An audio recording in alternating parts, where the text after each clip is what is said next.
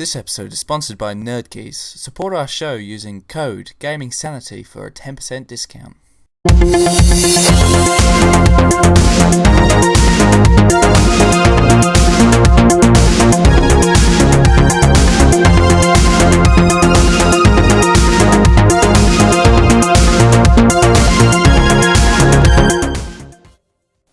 Hello everybody and welcome to Gaming Sanity episode 10. I'm your host Mr. Black alongside Asian Jesus as always.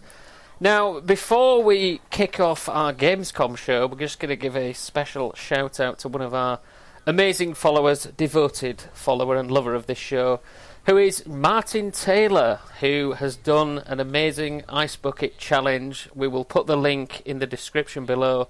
Support Martin's challenge. He's in his Gaming Sanity top. He is a legend. So Matthew, Gamescom, fantastic show, and for once, some extra special announcements. What did you think? It was Gamescom with colour. It was indeed. It was like you look at all the past ones, and it really hasn't been that great. And like we've seen E3 go downhill until this year. But, like, Gamescom's kind of taken over the hype that E3 it's was. It's becoming one of the big shows now, especially for Europe. Yeah, definitely. Now, as well this year as well, Microsoft actually had some games to show us. They had some form of presence instead of just sort of rocking up and going, oh yes, we've got our usual stuff that we've always shown you, which is excellent. So what we're going to do now is we're going to go through the Microsoft press conference and we will go through the Sony press conference as well. So, Microsoft began with the new Assassin's Creed Unity trailer. Looked very good, didn't it? As usual. Excellent game. Been delayed for a couple of weeks now though, which is fine, just to sort of... I think they've got to probably iron out some performance issues, I would suspect, on that game, looking at some of the demos. And also they're bringing it out at the same time as Rogue, which... apparently ties in the sort of the two series recently. What do you reckon? Yeah. Looking forward to it? I find the delay suits both games as well, because it really does feel like some people, as much as they need to upgrade in the future, they are stuck in just this generation at the moment, and it really makes you feel a bit not betrayed by the company, but at the same time, okay, we're going to be put on the back burner, but let's not make it as blunt, straightforward. Let's go, okay, we've agreed to support you for a few years. Yeah. Okay. I mean, obviously, I think the biggest factor in that as well money. is that there's no multiplayer this time round, is there?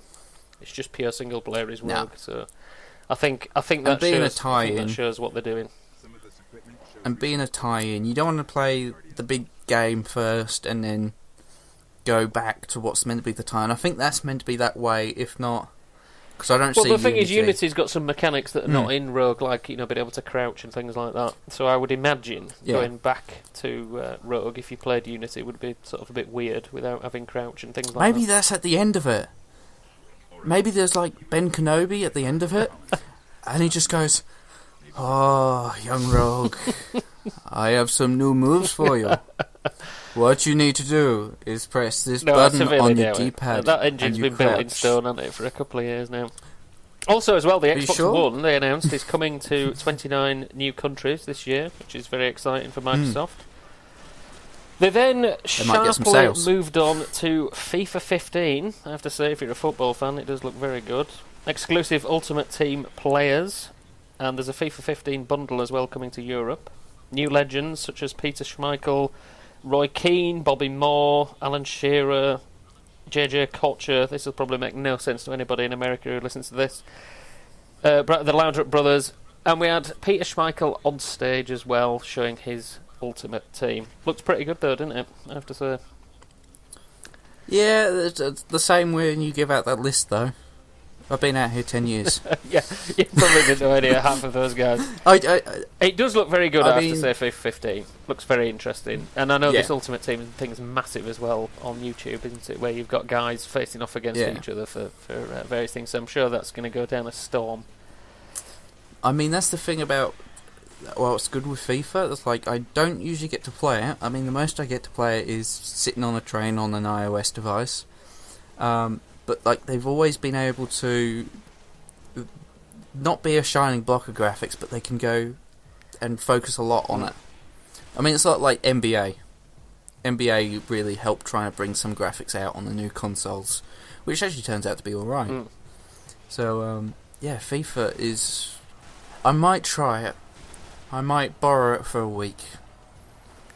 I might fail miserably as I can't remember the rules, but I'm sure it involves kicking a ball in certain directions. Yeah, just remember the offside rule, and you'll be fine.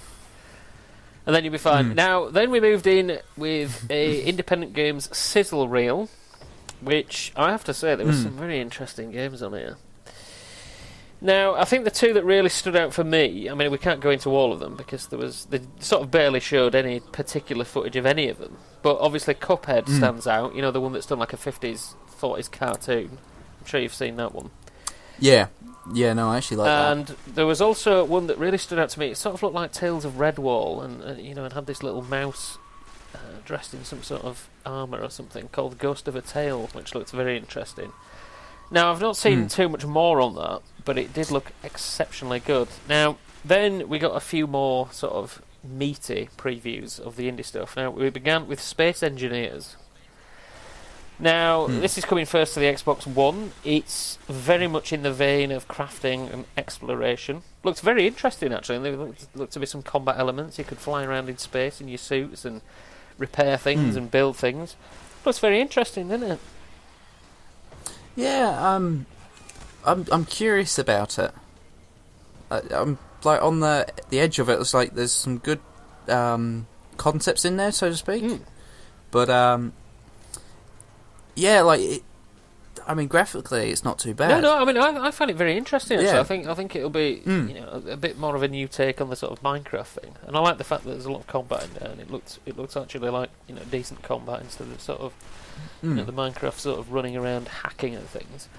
So yeah, you're left a bit curious on that kind of thing, because if it's too much the same, then it's going to need. That's where I'm on the fence on it. It's going to need some specific sort of direction and level design, I think, to really get the fullness out of it. Some good scenarios made by the developers to sort of give players an idea of what to shoot for. But yeah, I think it looks very interesting, actually. And then we moved on to Superhot, which was sort of a crazy sort of third-person, first-person shooter, done in a very minimalist style. Time only moves when you do, which is a very interesting concept. So you can shoot and then move and see, the bullets move and then the enemies move. I have to say though, I did at the time when I watched it, I just put I need to see more, because I couldn't really make my mind up, after sort of a 30-second, 1 minute trailer. But I have to say I was very intrigued. I did like the art style of it, especially, and I do like the thought of the mechanics. It kind of reminds me of some of the levels on Braid, where you moved around. Yeah. And time slowed as you move forward and back, and went sped up as you move backwards and so forth, and you had to sort of manage yourself as you did that. So I'm looking forward to that. That looks very interesting, I have to say.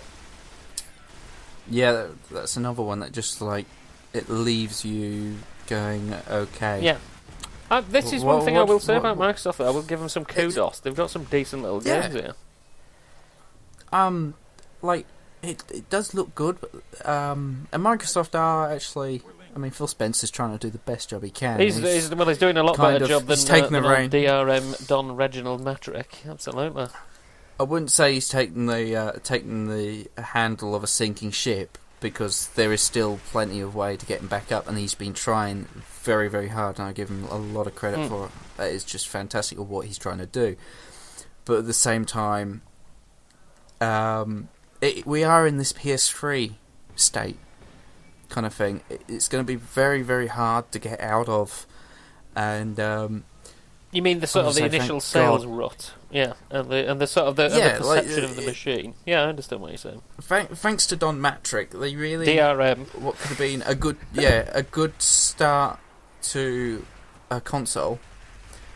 He really damaged it big time. Well, I think the whole mixed messaging damaged the whole thing. They've kind of basically taken back everything they said they were going to do, haven't they? Yeah. So you can't really believe anybody when they say that, but there we go. Yeah, but like they're trying hard, and I gotta admit, it is starting to look Spencer's good. the man for the job, though, I will say. Yeah. I mean, he's not out there for a bloody war. No. Well, the thing is, he's out there just to make. Look, there should never be fanboy wars, should there? Competition is the key in gaming, especially because it inspires people, it moves things higher, and we always need options. We can't just have one system or two systems. That'd just be ridiculous.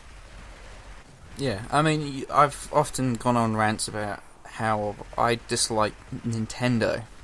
I won't say really dislike too much, but like their history over the last few years really has been. The irony is they've put effort into these consoles, but it's the gimmicks. The irony is they've got the best games out at the moment on any console. That is the weird part. At the same time, the publishers are a bit questionable. Yeah, third party. I mean, the problem with Nintendo has been ever since pretty much the N64, the third parties have been sidelined, and Nintendo have just gone it alone with their exclusives. I mean, for me personally, I've got a PlayStation 4 and I have a Wii U. That's how I see my gaming horizon at the moment. I have a Nintendo platform for Nintendo exclusives, and I have my PS4 for everything else. That's how, and I think that's how how Nintendo want it at the moment. And I mean, I know Miyamoto came out this week, didn't he, and said we're forgetting about the casual gamers now. We're not bothered about them because they're all on iPhones and whatever. We're getting back to our core audience, and that's what they need to be doing. Yeah. I mean, as well, a lot of casual gamers are still DS. Yeah, absolutely. I mean, occasionally, I've got a 3DS. Occasionally, I'll put it on. It's a great machine. I'm actually tossing up whether it's going to be the 3DS or the well, PS they're releasing a new 3DS, aren't they? They've announced this week. There's a new one coming out that's more powerful. It's got more buttons. It's got another joystick. A tiny analog stick. Yeah. I looked at it. Yeah, it looks a bit weird. I mean, I'm a bit confused about that, though. I mean, if it's a better system than the one I already have, then I might get it, and trade it in for my XL, but I don't know, we'll see. Depends how much it is. Depends how much it is. Anyway, so now, the next indie game that Microsoft showed, which I'm very excited about, it's from a developer very close to my heart, Team 17. They're very close to where I live, actually, and it's called The Escapist. It's like a top-down 16-bit graphics prison simulator. And it's kind of one of these games where you just you're in the prison and you can start making plans on how to escape. And I saw there's some footage of him in the library reading various things. There's some excellent personality and humour in there as well. We don't know about any multiplayer yet, but I think that would be fantastic if you could do that, planning a prison escape together. What do you think? I didn't really get to look much at it, but it's it does stand out, I gotta say.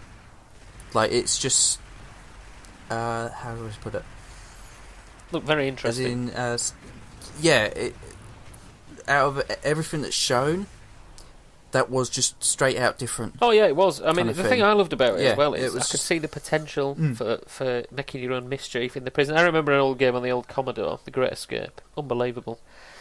Tunnelling out and making plans and avoiding the guards and learning the patterns and all sorts. Absolutely fantastic.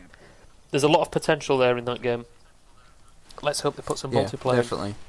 Then we've got a game from the PC, Smite, the third-person MOBA, where you play various gods like Thor and various Indian gods. I have to say, it looked very impressive. Looked good. Looked like it ran very well actually on the Xbox One. Very impressive. It'll be a solid game. Yeah, definitely free to play. Can't argue with that. Warframe's coming as well, actually, next few months. Its PlayStation exclusivity is over, so keep an eye out for that. Weighs in at 21 gig now, though, so just be warned.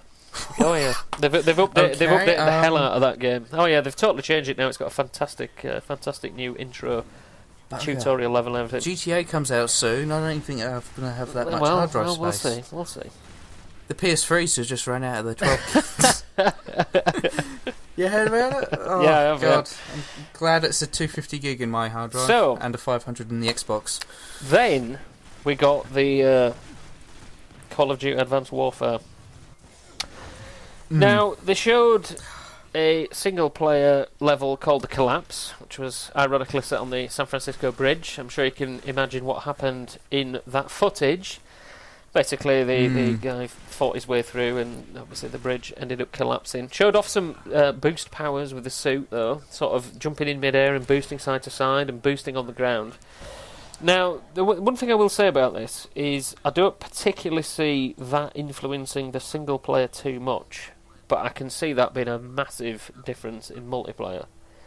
You know, say you've got all these people who are used to iron sighting and and quick scoping and whatever, and you can just boost out the way just quickly. I think that's going to bring a whole new level of depth to the game, to be honest.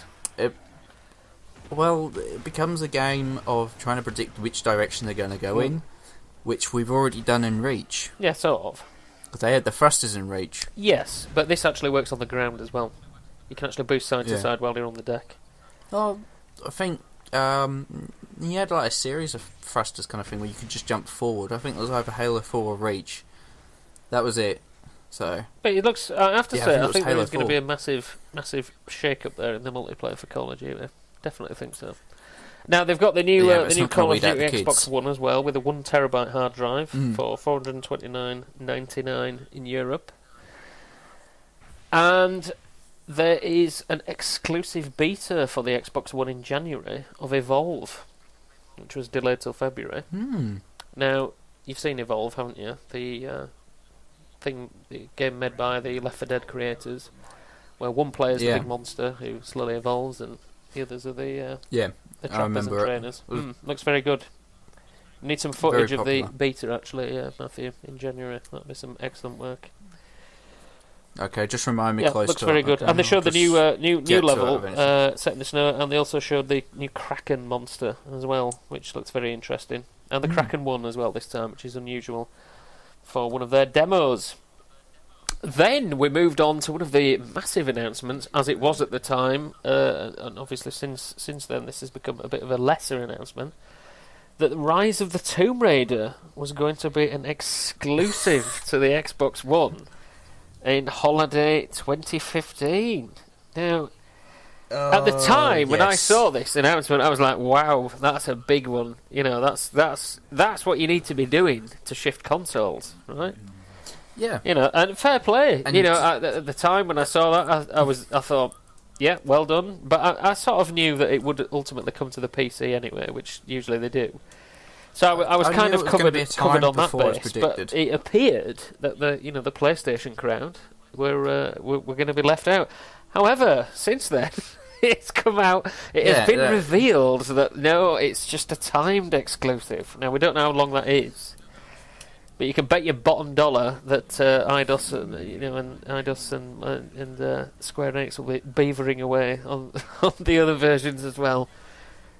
We'll probably get a definitive edition, won't we, for the PS4, I suppose, and PC. Oh, yeah. I mean, when it was announced, I know like it was never mentioned on scene, but at the same time, I just went, yeah, it's timed. But all of the fans. People went ballistic. It was a riot. The internet went mental. It did. It went crackers. Yeah, that was funny. It was quite funny. It was really funny. It was quite funny. I mean, me personally, right? My view was this, right? If let's go back to the PS2 days when GTA was exclusive for a long time, wasn't it? As well, especially number 3. It was only when Vice City came out that we actually, the Xbox actually got the the combined collection, didn't it? So. It's no big secret that these things happen, and that would have been a major coup for Microsoft to get that. You look back at games like GTA. It originally was that they only had PlayStation to go to, so when Microsoft came out, Sony had those deals kind of thing where you're working for us pretty much. They were, I mean, you look back at the N64 kind of thing. They had their sales. PS1 had just gotten Take-Two to go, okay, put our games on there. So if you got Grand Theft Auto 1, Grand Theft Auto 2, and the contract kind of went over into the PS2, but there wasn't really anywhere that you could go that had the same amount of power as the PS2 in the early days. So hence why. And then you had to get this game ported over to an Xbox. I mean, the Xbox Series was far better, wasn't it? Let's be honest. Much better graphics. better detail, better frame rate. I mean, there was some good reflection. Well, I remember the engines as well. Remember on the PS2 they were just like flat things, flat little textures, but the actual engines were like little 3D models. Fantastic. Yeah. I mean, I remember going when I was doing modding of GTA 3, like just artistic modding and that. When I got hold of the codes to kind of implement the Xbox's textures into the PC version, it was a bloody godsend just to get all that coming in, because the graphics were just so much better. And like you didn't even get it on the PC that good. So yeah. Now we got onto the big exclusive, right? Quantum Break. Now we saw this, didn't we, at the Xbox One release sort of showcase. I have to say the graphics looked very good. He plays Jack Joyce, fighting to stop the end of time. It's by Remedy. Guys who made Alan Wake, Max Payne 1 and 2. Some excellent games. Now, you've got some very sort of time manipulative powers, time freezing. I have to say it did look quite interesting. It did look a bit like a third-person shooter with time, though. And it did look a bit like pretty much every other game Remedy has made. Now, maybe I'm being a bit too critical there. Oh, no, it reminded me way too much of Alan Wake, but... Now, the only thing I sort of picked up on was when he was doing the demo, he was sort of running around and he was doing these quick time events to punch people in the face and whatever. Yeah, but he kept doing that. There was no variety in the animation, of like the up close takedown. You know what I mean? So I would like to see more. I would like to see more of that. Now, I did enjoy the sort of the stutters that went into where apparently time's really broken and it turns into sort of like platforming elements and whatever, and the actual bad guys, Monarch Solutions, are the corporations that can load into that as well and bring in these big guys in suits to come and fight you. I mean, overall, technically, it looks unbelievable. Fantastic. But I didn't see any. I mean, I can't wait to see how the TV series fits into that as well. Actually, because obviously they're supposed to influence each other, aren't they? But again, it was. People talk about the order and it's just the third-person shooter. Well, this looked very similar to, that. I suppose it just depends on which setting you like more, doesn't it? But what did you think when you saw it? Honestly, the reason why I do find it similar to Alan Wake, like can get a bit too similar, is because how it feels like it's writing itself. Yeah. At the time, it was like that was the whole. I don't want to say it's the whole premise of Alan Wake, but effectively that was. It turned, you get so far, and I'm going to say it because the game was so far gone, and honestly, I think we actually need to do an overlooked on that Alan Wake. Because it was a good one, but it got forgotten very quickly. Actually got that on the PC with the American thingy, American Dreams. I haven't tried American, I need to do it. I got all that for like £3 or something. Yeah, we're stalling ourselves here, aren't we? But Alan Wake, it was a story about somebody who was writing his own story without realising. And that's the kind of feel I'm getting from Quantum. It just feels like a different texture pack over a similar product. And although there's lots of other things being implemented into it, it's very much a Remedy game, isn't it? Yeah, and it's not bad that we can sit down and go, this is a Remedy game, because, I mean, Christ's sake, what were we going to do without Max Payne? Well, exactly. That was... Those two games were brilliant, and I'm glad Rockstar carried on. But the first two just had excellent... I mean, that's the thing Remedy's good at. Very good storytelling. That's why I have faith in Quantum Very well Break. done storytelling. It will have a good story. So, yeah. But yeah, I just hope things don't get too samey. Yeah, but, indeed. So then, we moved on to Fable Legends. More multiplayer gameplay shown. Unfortunately, it didn't look any different and looked rubbish. So we'll move on. So sorry, not to disparage Fable Legends, but we've known about this being possibly terrible for quite some time.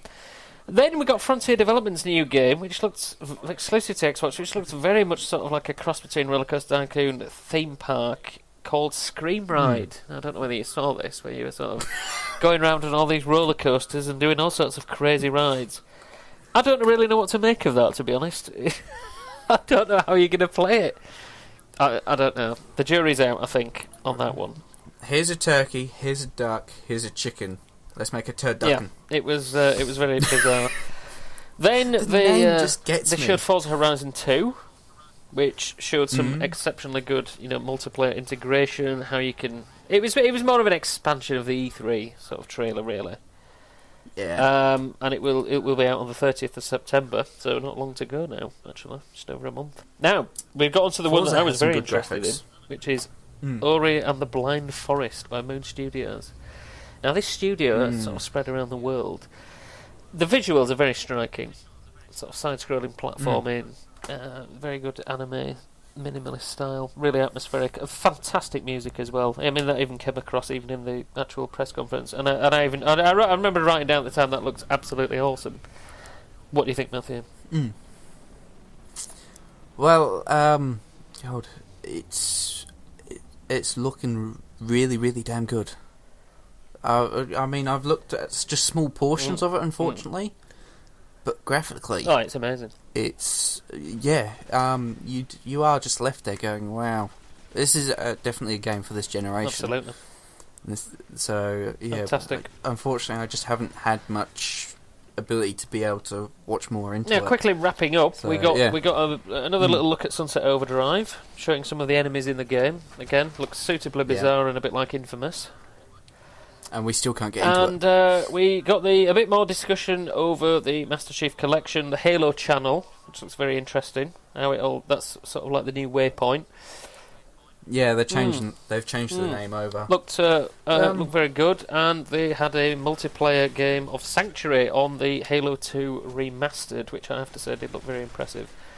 However, it's very weird going down to a very small game again. Instead of having these large battles that I'm usually involved in Halo, dedicated server as well, 60 frames a second, integrates with the Halo channel.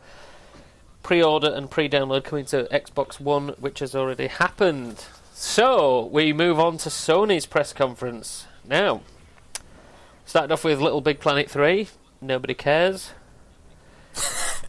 Move it to the side. Come on. I mean, no disrespect to Sumo Digital, who've done some excellent work, including Sonic All-Star Racing Transformed and Outrun 2. Little Big Planet, it's not my cup of tea, but I'm sure there's going to be thousands of people out there who absolutely love it. Now, more my cup of tea, a new trailer for Bloodborne with the full... oh yes, absolutely.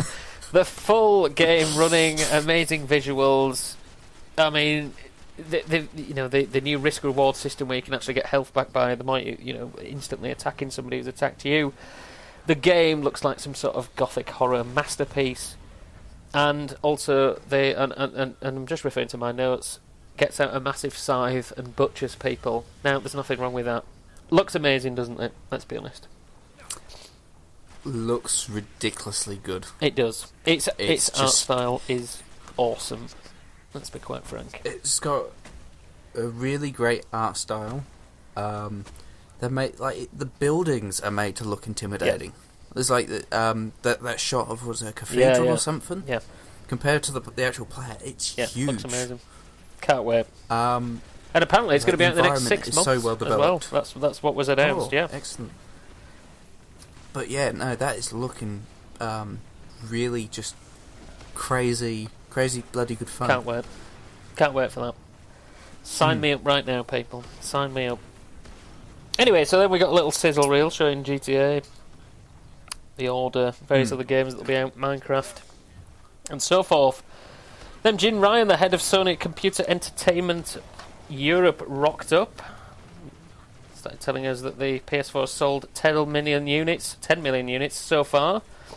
That's not shipped, that's sold. That's very impressive, making it one of the fastest selling consoles of all time. And so it should be. Then we got a new game from Q Games called The Tomorrow Children.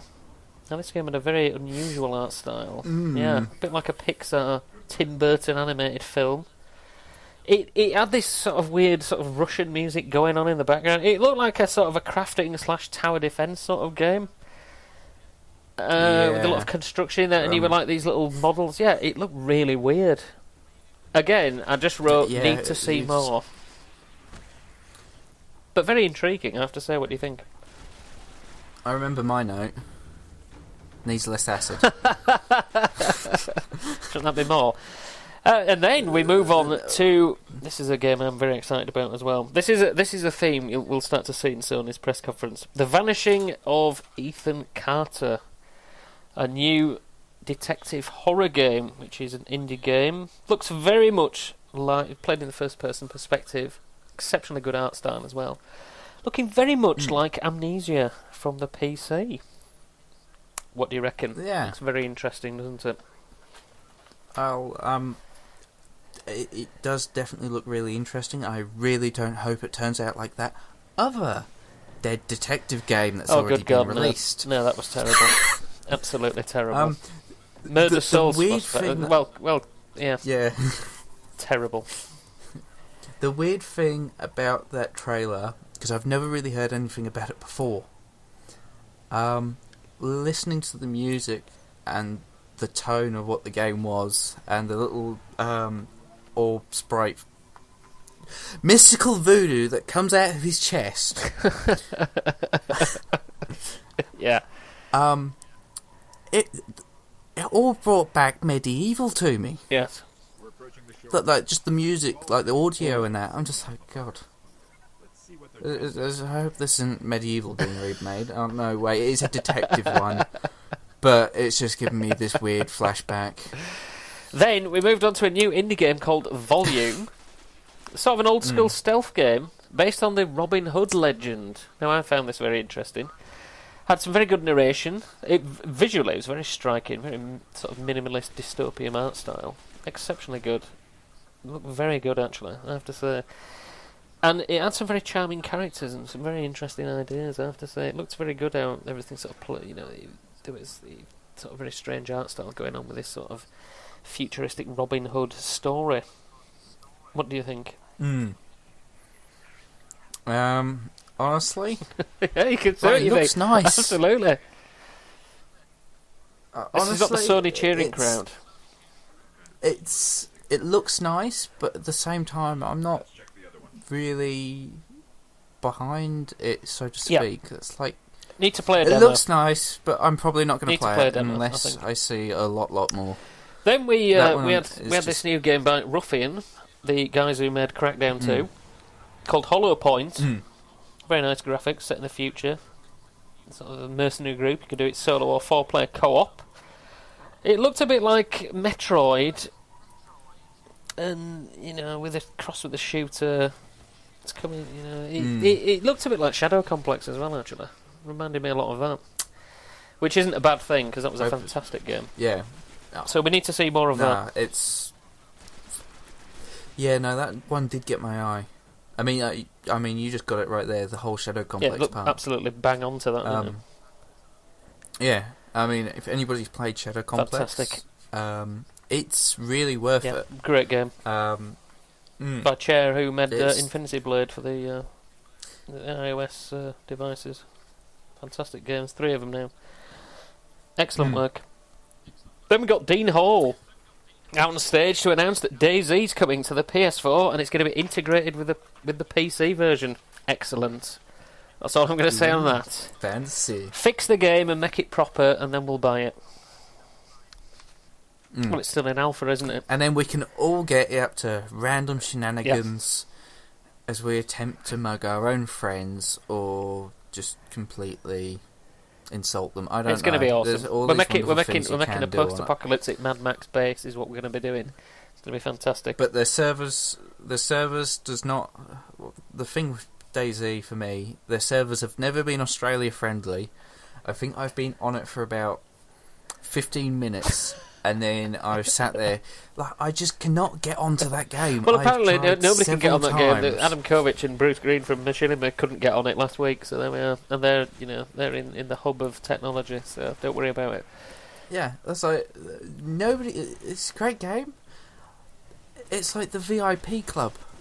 I think you have to stand on your leg and do some horrible thing with your finger in your butt. Be able to just pass the test to get into that game, just so it can fuck with your head. Indeed. It's it's so annoying because I spent 4 hours just to get online for 15 minutes, and that was it. And then they go, "Yeah, connection's timed out." Oh, great, thanks. Now then, new game from Ninja Theory, Hellblade.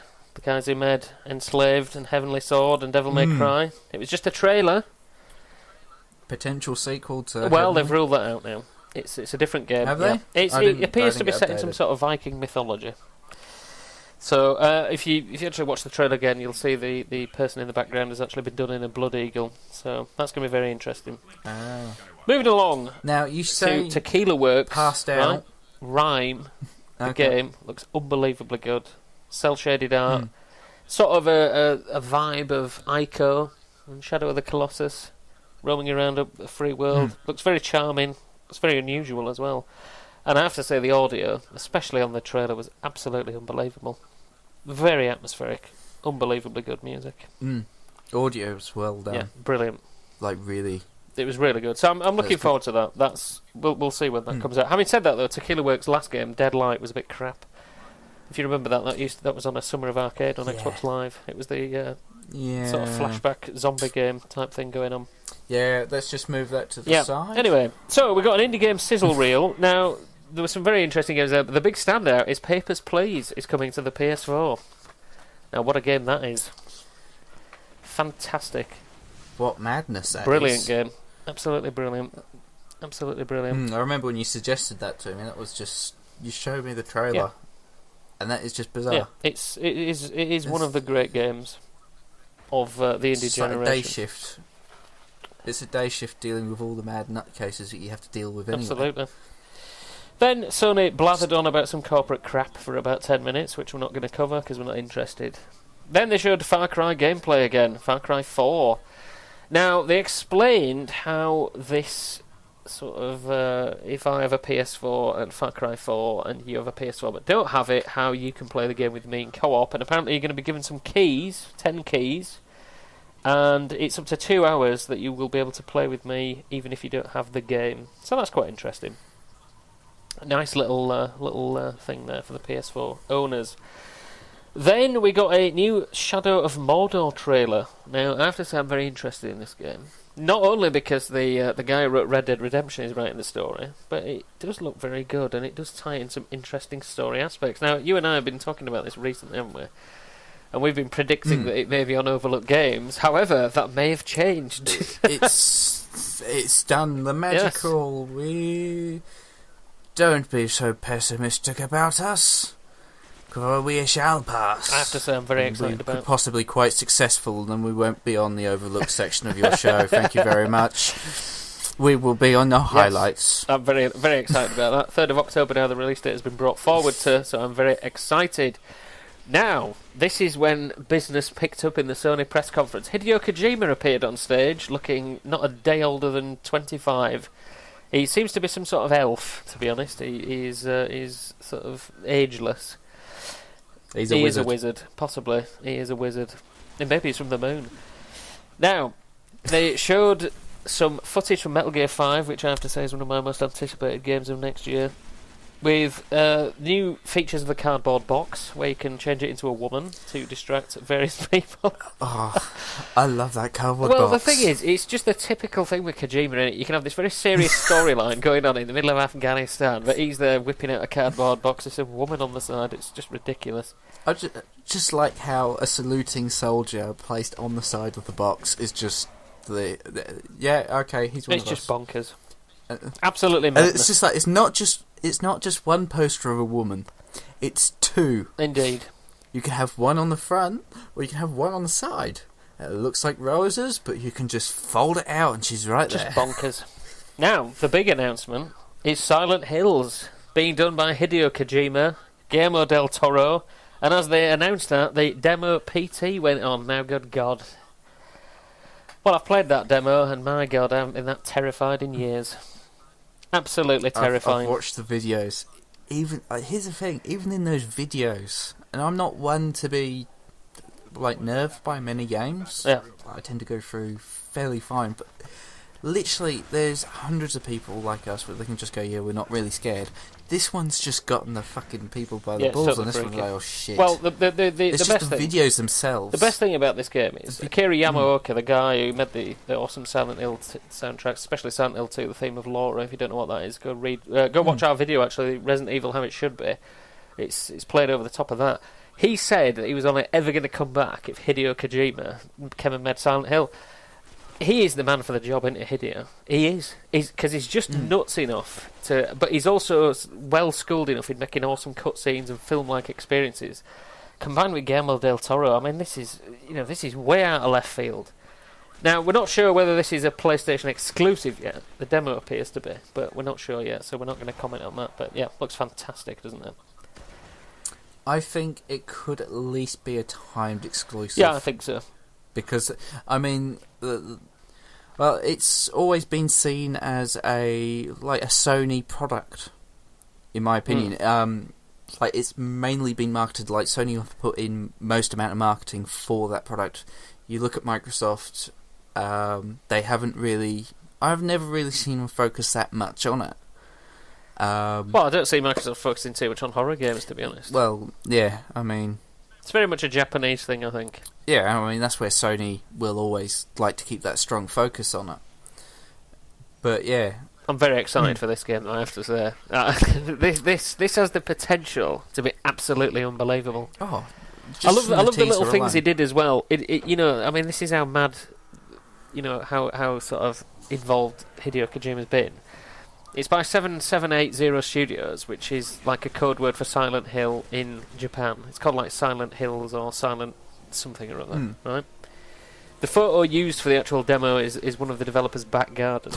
And they deliberately made the graphics low-tech to make it look like an indie game, so you didn't actually know what it was. Brilliant. Some great marketing, isn't it, I have to say. Oh, we did it. It's got... Well done. I'm just going to say, it's got references to... puking out babies. Oh, it's nuts. I would encourage anybody to go play it, especially if you've got some surround sound headphones. Sit in the dark, you will absolutely cack yourselves. Yeah. Fantastic. Absolutely fantastic. Even then, just find some unedited footage of someone playing it. Just sit there and watch it, because every time it's being played, it's very, very different each time, kind of thing. And like even in the videos, it does just creep you out. It is weird. They've worked well. The audio as well is nuts. It's absolutely bonkers. There was a bit in the game, right, where I was listening to a radio report, you know, sort of like a radio report of this guy who's killed. There's certain things going on, but then there was like these other voices in the background telling you the real thing that he'd done. Now I'm not going to ruin that for anybody, because but that's the level of audio and things that are going on in the game. Absolutely bonkers. Now, one of the bits of functionality I'm very excited about on the PlayStation 4 is Update 2.0, which is enabling YouTube integration and SharePlay. Now, SharePlay is a very exciting thing, I think, because what it enables us to do, say you had a PS4 and I did, and I was playing a game, you could watch me playing it, right? That's already integrated into the PS4, right? You can watch me streaming it, but then I can press a button and then you can play the game. Ooh, that is fancy. Live, that is fancy tech. Now but that's pretty cool, isn't it? Yeah. So, for instance, I have a couple of friends who are a bit sort of meh about Shadow of Mordor, right? So I've said to them, well, I'll get Shadow of Mordor, and you guys can play it off my system, and you can watch it and see what you think. That's really good, isn't it? Yeah, no, it's a very, very good system. My curiosity is, it's like, as much as a really good idea kind of thing, and I'm sure Sony can do it well, but they've had enough issues with remote play in the past. Yeah, and I mean, obviously, look, this is I have to say the streaming thing works really well, actually. PlayStation Network's a hell of a lot better than it was on the PS3, right? Infinitely better, far superior. And obviously it's a much better machine and so forth. Yeah, I mean, I think this is why they bought Gaikai, isn't it? I think this is why we're starting to see it now. I mean, this is a really cool idea. Now, I don't know what the limits are of this particular service. I don't imagine that I could just say to you, right, you can just stream the game and play it off my machine. That would be really cool if you could, but then that'd defeat the object, I suppose. I think you'll have a certain amount of time, won't you? Maybe an hour or two, something like that. Yeah, because if not, Pirate Bay's got a completely new way to branch out. Indeed. Then we got some announcements on PlayStation Now. For Europe. It's coming to the UK in 2015 first, because, well, I don't know why, actually. I think that's because we have some of the best customers and have some of the most generally equal internet. And then we got another horror game that was initially slated for a PS3 release using PlayStation Move, called Until Dawn, but it is now being made for the PS4 using the tech from Guerrilla Games, who made Killzone Shadowfall. Now I have to say, Killzone Shadowfall, decent shooter, exceptional sound design, I will say about that game. Played it in the surround sound, unbelievable sound design. Now, this game looks very interesting. Oh, yeah. Very much like the old sort of horror games. It says everybody can survive or everybody can die. Amazing visuals. Hayden Panettiere was in there as well, from Heroes. She was just sort of appeared in there. It wasn't particularly talked about. Looks very creepy. Exceptionally good visually, and I have to say, very interested about that. Looks good. It seems to be the season of the horror game, as I've said, for Sony. And not just zombies. Did you see that one? No.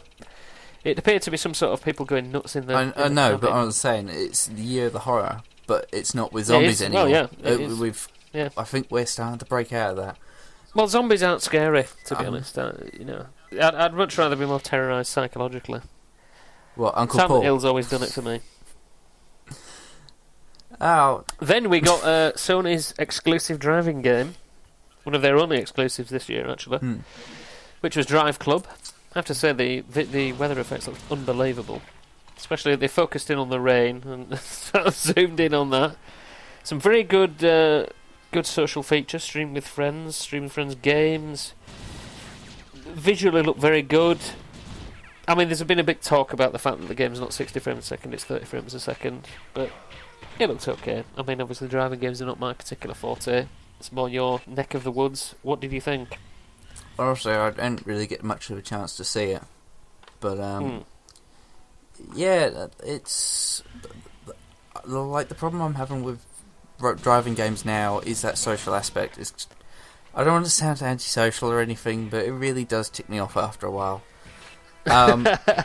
So-and-so's done this, so-and-so's done that. So-and-so has done every single thing known to man, and I really don't care. I do like it when you get their...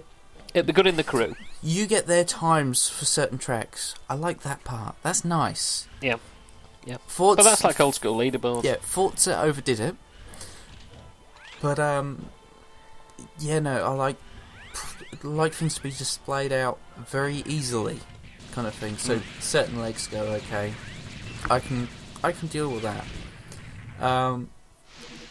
But yeah, I mean, I did mainly just see the connectivity of it, and to be honest, if it gets over the top, then the problem is I don't have many friends to play with. I scare them all off. Yeah. No. It just gets. It often gets over the top, and like no matter how good the game is, and it is starting to shape up really, really well. Sometimes that social aspect can be what breaks me from it. Very intrusive. Yeah. So yeah, if there's a way to shut them off or shut the majority of it off, then I'm happy. But yeah, if I'm going to be prompted every 5 seconds, then I'm not going to be happy. I'm going to be road raging. So we move in now into Media Molecule, the guys who made Little Big Planet, but they weren't showing Little Big Planet. Oh no, they were showing an absolutely, totally new revamped version of a game I can't fully remember what it's called. Oh, it's Tearaway, there we are. There we go. God, I had a memory blank then. Tearaway, yes. Now, one of the awesome PS Vita games that used the touch system, and it was a massive forerunner of that, wasn't it? And they've completely changed the game. They've changed the graphics. They've made it slightly better. They've used the controller aspects where you can use the light actually, on the back of the PlayStation 4 controller to shine into the game. You can throw things from the game into the controller, and the microphone will make it sort of rattle around like a box, and then you can use the motion of the controller to throw it back in the screen, and various things like that. Look very impressive. I've never played Tearaway. It's definitely a game I wanted to play from the Vita. So I'm very happy about that. Very happy about that coming. Did you actually get that for the Vita, or is that something that you didn't bother with? Nah, unfortunately, the Vita is sat in a box for the moment. I really haven't expanded it because, to be honest, the games on the Vita at the moment, they're all about $40-50, and even 70 still. And to be honest, it's easy to get a DS game because DS games are just generally get so cheap. Because and you can get Castlevania. Yeah, like you can just pick them up cheap, but because they're meant to be console quality games on the Vita, sometimes it doesn't feel worth paying that money when you could have gotten the actual console version. So I've just kind of left it in the corner. I occasionally pick it up. Tearaway, I was intrigued by it, but I mean, I played Little Big Planet on the Vita, and I really weren't that impressed. Yeah, I think it's a different type of game, which is what I'm hoping for, to be honest. Because I found the platforming in Little Big Planet too floaty. I mean, I'm an old school platform gamer. I like responsiveness. Yeah. Well, as much as I've enjoyed Little Big Planet. I played it on the Vita. Two's enough. I weren't that impressed, and then I did see Tearaway, and I looked at it, and it looked just samey kind of thing. Like the parts of the design are very, very similar, and that was what kind of went. I've really played similar things to that, but I look at the gameplay properly compared to how I did it last time. It does look a lot better, and to be honest, we could probably see it as a break between Little Big Planet and Tearaway. Yeah. I think if we did... Well, it's made by the actual developers as well. I think it does look very good. Instead of seeing Little Big Planet every year, or every 2 years, I think we need to see Tearaway, then Little Big Planet, like, do a biannual release between the two, because I think that's the way it's going to work. Because that's the problem with Little Big Planet, it's just as much as they can add new little toys, it really just the same, you do lose interest quick, and I think that will help balance it. So I've got a future in mind for it, but I'm not particularly 200% interested in. No. Yeah. This is the final one, and this was the big one, by Wild Sheep Studios, helmed by Michel Ancel, the guy who made Rayman and Beyond Good and Evil. And it was Wild. Now, we've both seen this, haven't we? Yeah, I actually... Open world game, which apparently is the size of Europe. Dynamic weather. And play as humans, animals, any living creature in the game. Looks amazing. Yep.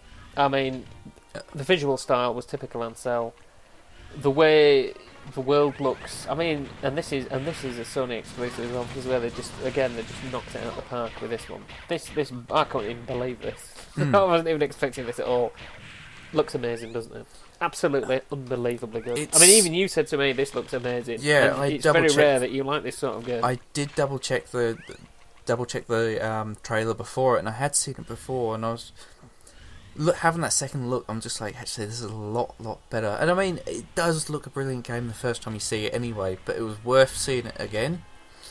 And it's multiplayer. It's going to be amazing. The graphics of it, it's really out there kind of thing. It sits down very well kind of thing. I can be comfortable playing a game like this. It's got like... It's like Pixar. Well, I would say it feels more like DreamWorks, to be honest, for me. Actually, possibly, actually, to be honest, to me it feels a bit more like a DreamWorks thing, but it's got that mix of being darkish but cutesy fun at the same time. Like it looks like they're working on a very good mix to appeal to a lot of audiences. And yeah, like graphically, it's a really, really pretty game. I know pretty is not a great description word, but it's the way it is. It's like, it's not trying to be too out there, like bulkish kind of thing, and it's not trying to be too soft. It's just going, well, would you like both? So yeah, that did actually get my appeal. Do you know what it reminded me of? A game on the old Xbox by Peter Molyneux called BC. Yeah. Right? Do you remember? Where you could be a caveman. It never came out and it was never finished, right? But it reminds me of that. Like this open world game set in this sort of prehistoric landscape where you could forage and do various things. It looked unbelievable. That this looks like that game. It does. Yeah. And to be honest, that's some gaming history for you people. BC, get that looked up. Brilliant. For you, like when I was watching the videos the second time, it effectively had everything that you wanted in Assassin's Creed 3 but never got. Yeah. It really was. It's just all that scavenging aspect and that. It was just, you know, you wanted to climb up trees to grab eggs kind of thing. It'll give me, look, this game, and and obviously if we play this in cooperative multiplayer as well, it seems to me this is going to be a world that's inhabited by numerous players, especially if it's the size of Europe, as Michel Ancel said on stage. I mean, this could be a new sort of revolution. Who knows? In how games are played. It sounds to me like DayZ combined with a simulator, combined with cavemen, combined various aspects. And I just love the art style as well. I thought it was fantastic. It looks amazing. Yeah, no, the art style is really what does stick out really well. And it messes around with how the weather's going to work and that. And it's just, you are just left there. It's one of those moments like GTA 4's Water when you first get the game. You kind of look at it and you don't really have much to say, but you know it's just worth it. And judging by his pedigree, that game will be unbelievably good to play. Oh, definitely. That's the key. And he's just mad enough and he's just French enough for it to work. To be fair, so always vote for the crazy guy. Big round of applause. We did it. Well done. Blew the show. That is the one game apart from Bloodborne and Silent Hills that really sort of rocked my world. Order 1886. It's got a nice. Order 1886 though. But that is just going to be immense visually, right? The jury's still out on the gameplay, but having said that, even if it's just 8 hours of shooting, it's still going to be good. So don't worry about that. Don't worry about that, people.